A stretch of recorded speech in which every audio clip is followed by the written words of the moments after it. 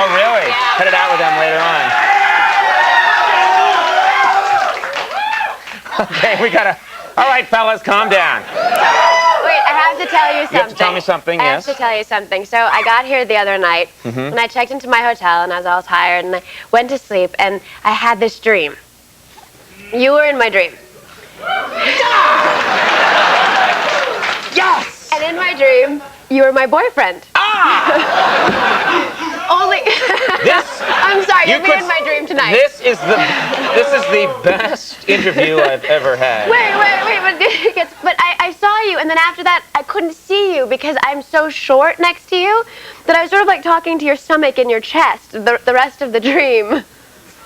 I wish you had stopped at the earlier part, and I would have been happy.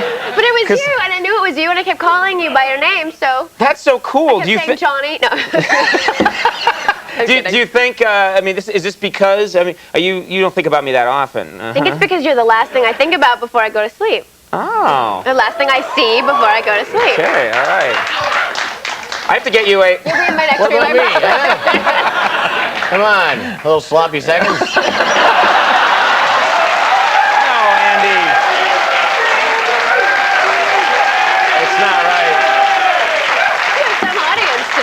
Yes, yeah.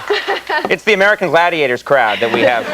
Now, you know, last time you were on the show, you were upset because we ran an If They Made It, which said that you and Matthew Perry from Friends had dated, and we showed what, because you're dating, we showed what your child would look like if you were to have a child.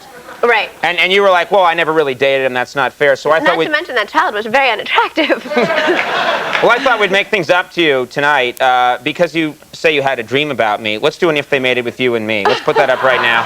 Now, you've been dreaming about me. That's the best picture of me we could find, starring in the Gomer Pyle story. And let's just see what would happen if we had a child. I'm just curious. Can we see that right now? Why?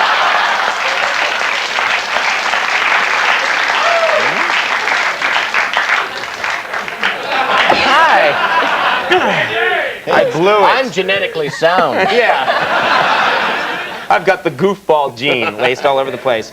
You know, I want to talk to you about something tonight. I saw this movie, The Mummy, last night. Right. And I've noticed that in a lot of horror films, when they update them, or horror TV shows, they change the ways that you can kill the monster. Like, they start adding these arbitrary ways. Like The Mummy, I never heard this before, but in the movie The Mummy, which is really cool looking, is coming after these, you know, guys, and they hold up a cat. Swear to God. Is it a black cat? No, not even a black cat. It's like a nice looking cat. Really? Like a nice... And they hold it up, and then one goes, and the cat goes, and they say he fears cats. See, I fear cats because the first year on my show, everyone got 2 pictures when their credit came up with their names. I got my picture and a cat. That's I never understood that. Yeah, it was like Sarah Michelle Gellar, and there was a picture of a cat, and then everyone else got 2 pictures of, you know, like 2 Nicholas Brendans and 2 Alison Hannigans. So I fear cats. Well, no, but I mean, I was thinking to myself, that's not like they just made that up arbitrarily, cat.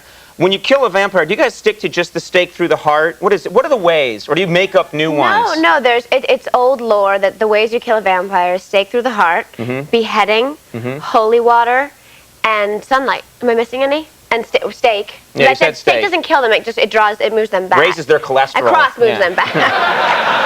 Heart clogging. Eat more, Dracula. Sorry, I'm acting like a boob. No, but I mean, because I've noticed that sometimes they add, you'll go and see a movie and they throw another one in. The vampire can be killed by sunlight, you know, a stake through the heart, jazz music. No, we very clearly stated in the first episode what the rules were. You guys say crossbow too, though, I think. Yes, well, crossbow, it's a wooden arrow on the crossbow, so it's sort of the same idea as a stake. So anything wood, I mean, you could shoot like a wooden chair leg or something. We've done that. We've done that. When you run out of things, I actually used chopsticks in my hair once. To kill. Really? Just take them right out of the hair and got them. So it's just anything with wood. Anything with wood. Now I'm set. But don't start adding cats and stuff. It ruined the Mummy for me. We had a cat in the scene, but it didn't behave very well, so. Right. So it was disposed of immediately, yeah.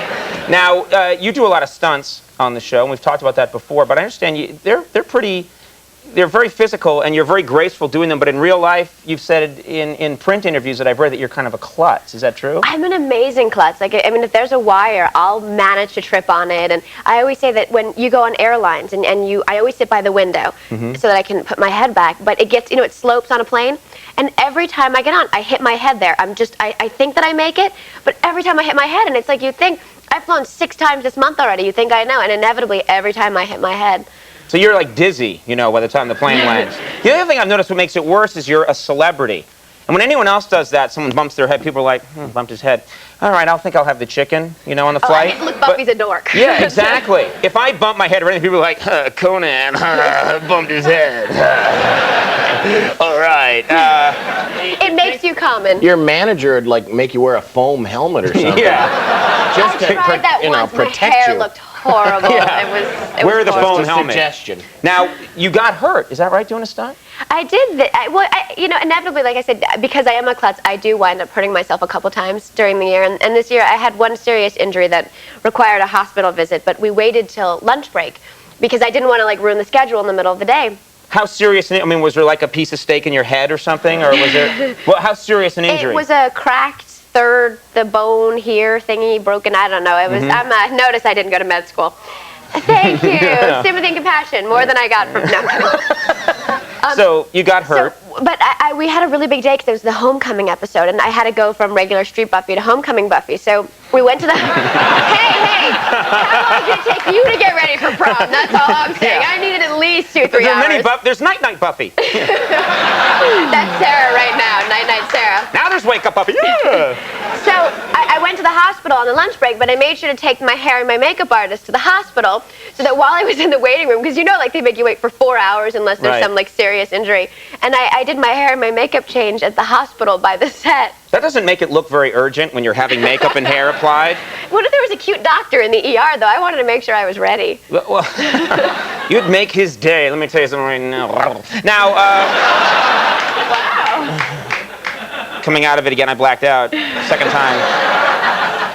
Do they have a special room? I have no idea, but do they have a special room imagine this is L.A. Do they have a special celebrity room? They do. If you're in L.A. and your silicone breast is leaking and you don't want people to see you, they hide you in the side. They do, though. When you go to the hospital in L.A., they have these sort of rooms off to the side. And mind you, now that I'm telling the story, there's no hospital in L.A. that's ever going to see me. I better hope I never get into an accident. But they take you to this sort of private room so you can wait by yourself. But what if you get there and Cher is at the hospital? She takes much more priority than me. Right. Yeah. Celebrity triage. Yeah. Cher's fake butt just broke. We've got to help her. Her face came undone. You think that butt's real? It's You all. have a fake butt? I have a fake butt. Yeah. You do? Yeah. Well, one cheek is fake. The other was a boating accident. Let's not talk anymore about it. What do they make fake butts out of, though? You don't want to know. The finest grade mahogany. You can use it to kill a vampire. Yeah, that's right. If I encounter a vampire, come here! Get back here! Where are you going? Get you!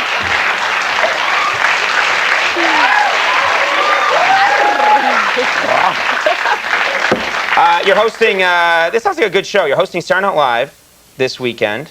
And it's you, great show, with the Backstreet Boys. Yes, we're very excited. It's a real honor just to do it in the first place, but to be asked back and to be asked back for the season finale. It's such an amazing cast right now, and the show's, I think, at such a high point right now, and the Backstreet Boys are great. I saw them this morning before. There are like 15 of them, aren't there? I don't know. Their entourage. I think there's. No, I always see like 15 guys that. 5, right? They're 5. I don't. This is looking really bad for me. Thank you. Yeah. There's 5. I'm glad I can't rattle them off. I think that would look bad. There's Kip, Chucky, Joe, Dee Dee, LL White Guy. All right. Well, we've had our fun. Check out that show.